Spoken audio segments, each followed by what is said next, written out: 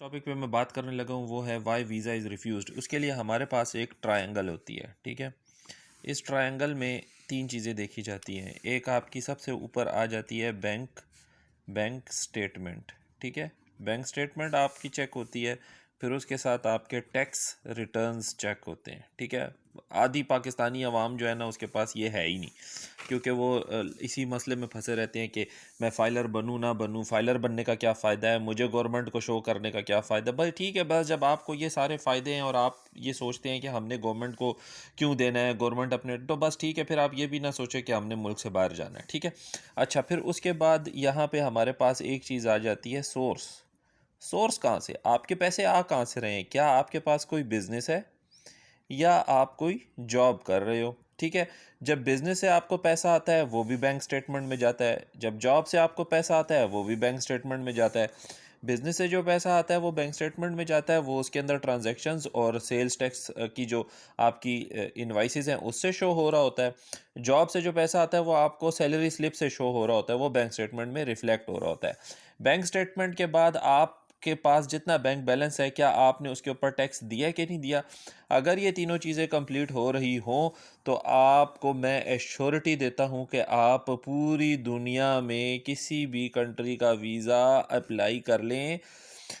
ये travel history ये सब बकवास होती है। आपके अपने डॉक्यूमेंट्स जो हैं तो वो ठीक होने चाहिए। पहली बात आपके डॉक्यूमेंट्स ठीक होने चाहिए।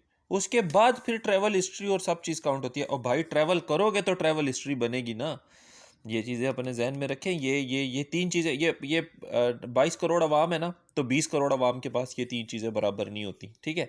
अच्छा, लोग कहते हैं बैंक स्टेटमेंट में आप 15 लाख रुपए डाल लो। भाई ये याद रखो, 28 दिन से तुम्हारे पास पैसे पड़े हुए हों, एक दिन पहले नहीं डालने।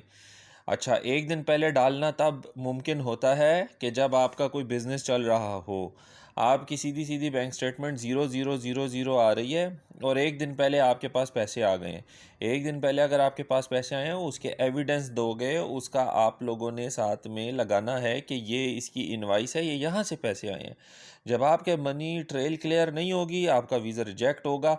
आपने 28 डेज़ पहले अपने बैंक में जो पेमेंट है वो आपके पास पड़ी हुई हो, तो फिर आपके पास ये चीज़ एम्बेसी को सेटिस्फाई करती है। दूसरी बात ये जो लोग आपको कह देते हैं ना, आपके पास इतना पैसा होना चाहिए, बाकी हम कर लेंगे। जब आप पैसा जमा करा देते हो उनकी नॉन रिफंडेबल अमाउंट, आपके पास टैक्स रिटर्न नहीं होते, आपके पास सोर्स ऑफ इनकम नहीं होती, आपका वीज़ा रिजेक्ट हो जाता है।